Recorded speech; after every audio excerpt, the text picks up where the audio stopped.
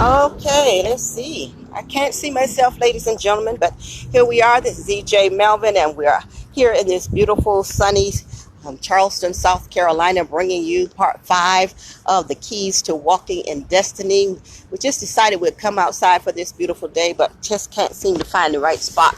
If I go in the shade where it's nice and cool for me, then you won't be able to see me. And now that I'm out in the sunlight, I can't see you. But just wanted to take this time to finish up the keys, part 5 of 5 in the first class. And that tells us, number 1, that we must know who we are. Number 2, we must know our origin. Number 3, we must know what our tools are, what are our gifts and talents, and we must indeed know exactly why we are born. What has God sent us into the earth for? So that's the first 4.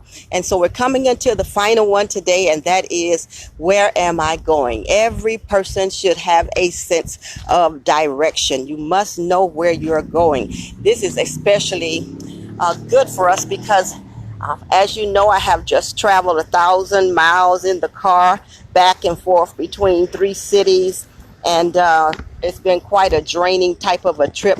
But with each leg of the trip, there was, in fact, a destination. And once you determine what your destination is, then you can come up with the proper direction in order to get there. It is important to realize that destinations are also a part of your purpose.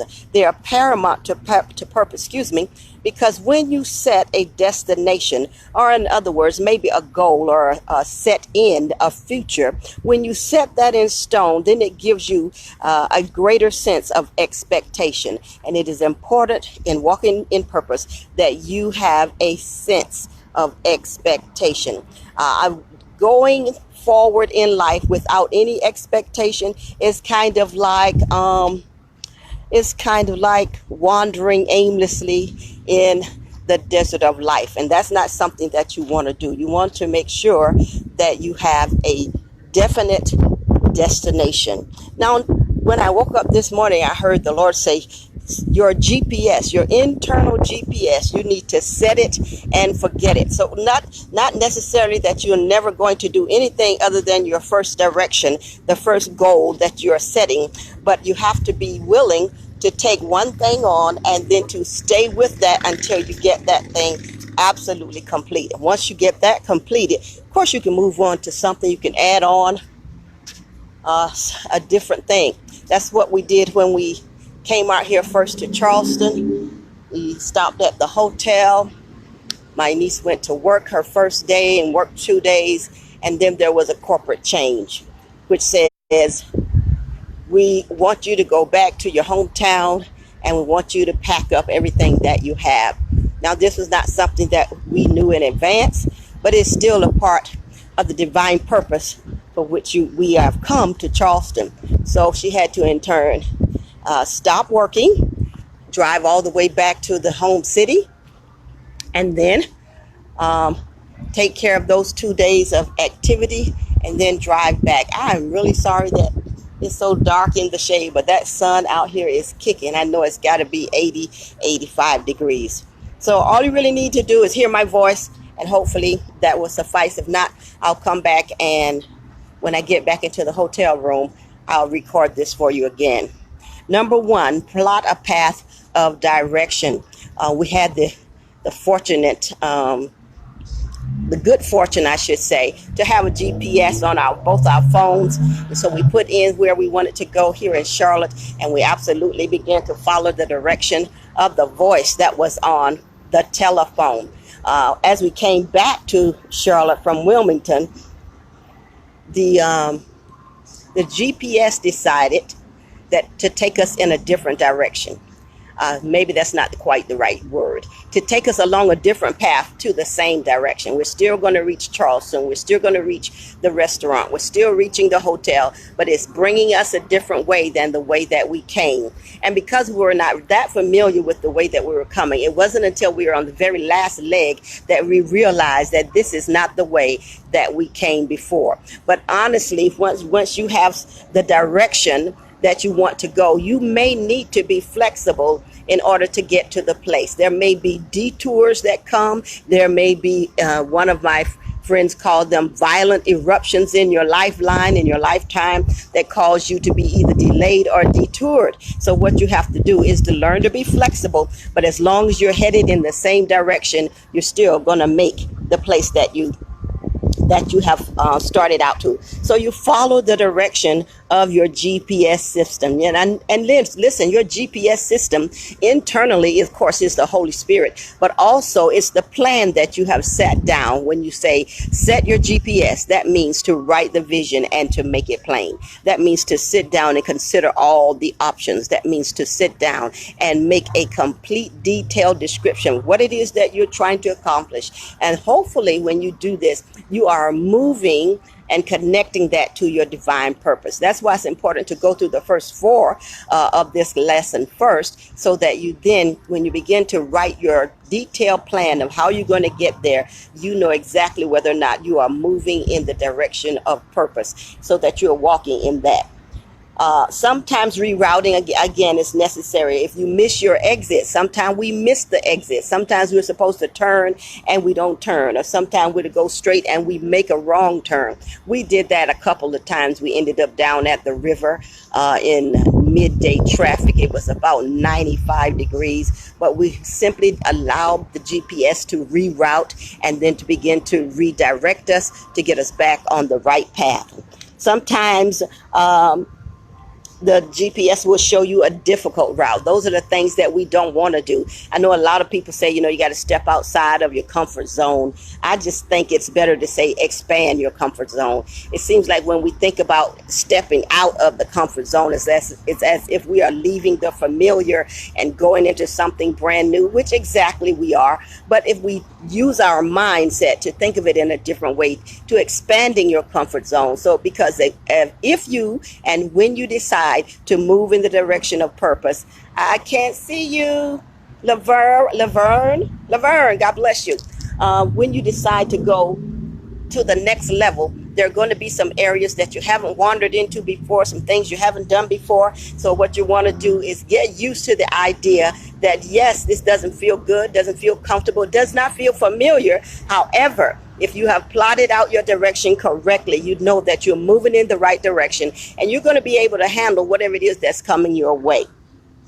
So follow directions even when it doesn't feel like you're going to make it. Sometimes we're right now in a radio show we're calling our series on faith for the middle. Sometimes in the middle we get a little nervous and we want to turn back or we want to give up. I know many times I've said, you know what, I just give up. I throw up my hands. I'm done with this. But we don't want you to do that. When you are moving and walking toward purpose and walking in purpose, a lot of times there come things in your life that cause you to want to just throw in the towel. But I promise you, if you will just continue in the vein that you have already planned, you have already ordered, if you continue that way, you are going to come to that expected end. The only way there is to fail is for you to give up. And I hope above hope today that you will never ever let giving up be an option for you, but continue to move toward the direction of your destination. You must have a plan to go along with purpose. We've shown you in the last 4 parts videos how to discover what your purpose is, and we've shown you how to discern what kind of gifts and talents you have, what you're passionate about. But listen, you've got to have a plan to go along with purpose. Many times we know what our purpose is, and we just don't do anything with it because we haven't taken the opportunity to sit down. For all those you grammar majors out there, we haven't taken the time to sit down and map out the direction that we want to go. So we just go nilly-willy down the road of life and we allow whatever comes. We say, well, that's the will of God. It's not necessarily so. It has to do with our choices. It has to do with our habits. It has to do with what we are willing to learn or what we're not willing to learn. But we must put together a plan of direction and a plan of operation if we are planning to walk in purpose. It's going to take a detailed description. Number 1, again, is choosing a destination, because if you don't have a destination, wherever you end up is okay. So you need a destination to keep it clear that you are walking in purpose. The scripture says it this way: without a vision, the people perish. Without the vision, the people perish. And without knowledge, with the lack of knowledge, people perish as well. So you see, it's important. Destination is key, and that plan to that designated destination, a detailed description. If you don't know the way, get yourself a GPS. That GPS can be in the form of some training. It can be in the form of a coach. It can be in the form of a mentor. It can be in the form of a book. But get yourself some direction. Wandering aimlessly through life is all you have to look forward to if you don't set a particular destination. We could have gotten on the highway and just started to drive. But if we didn't have a destination of Charleston, South Carolina, we could have ended up anywhere. Because yes, it was raining at one point. We could not see the road ahead of us. And the natural inclination was maybe to just stop or to turn around and go back, to pull off the road and sit.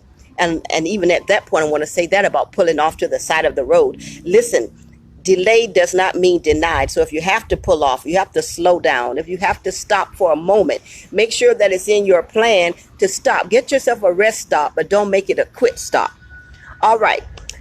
We said this before, setting a destination increases your level of expectation. And that is very important because what you expect is what you work towards and what you expect to get. If you're not expecting anything, it's easy not to work. It's easy to give up. It's easy to say it's too hard. It's easy to say I made a mistake. I don't think I want to do that anymore. You've got to be consistent. You've got to be persistent. You've got to persevere through those roadblocks, detours, road construction, which is one of the things I hate most of all when journeying somewhere in a car.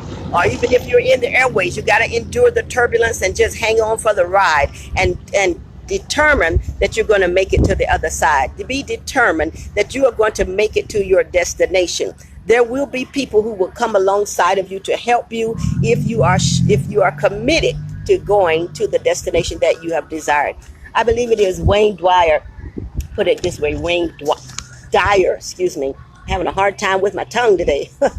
Wayne Dyer says, if you only knew who walked beside you in the path that you have chosen, you would never, ever doubt again. If you only knew who it is that walks beside you in the path that you have chosen. And I want you to know without a shadow of a doubt that purpose is fixed. Purpose is fixed from the time that God has created you in your mother's womb, but destiny is not fixed. Why do you say that, Apostle EJ? Well, it's because destiny is connected to choices, and we can choose to go the right way or we can choose to do the wrong thing. If we choose to go the right way, aligning it with purpose, then we're going to end up in the right destination. However, if we choose to go our own way, do our own thing, do it the way we want to do it, or we may even choose to avoid doing the things that we should be doing, then our destination, our destiny is going to be a whole lot different. That's not going to change the purpose for which you have been sent into the earth, but it's absolutely going to change your destiny. So what we want to help you to do is get your destiny or your destination lined up with your purpose so that you can fulfill the thing for which you have been created. And so with that in mind, I just want to say once again, because of the way it's overcast and the way things are happening out here in this beautiful city, we will probably come back later on and do another video with a little bit more light and talk to you about your destiny. You want to determine today as the fifth part of walking in purpose is, where am I going?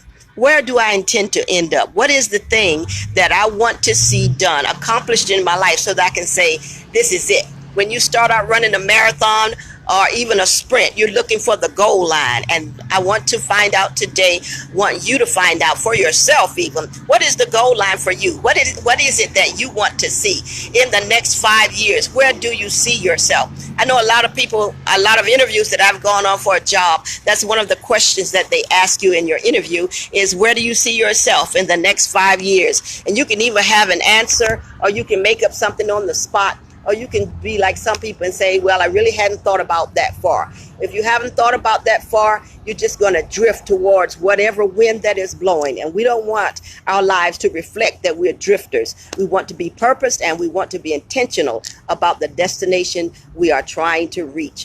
I hope that you have learned something over these last few days, going through keys to walking in purpose.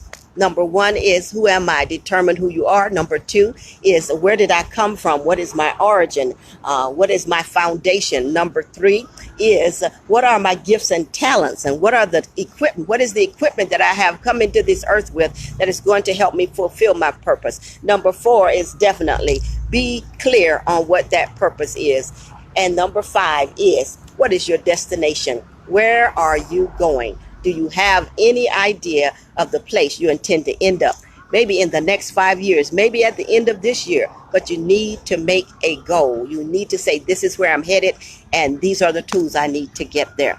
We thank you very much for joining us, staying here with us, with Apostle EJ here in Charleston, South Carolina. We're going to be starting our own online class on July the 1st, and we'd like you to enroll if you are interested in learning more about purpose, embracing your passion, and maximizing your potential. We thank you and God bless you, and we'll see you on the flip side.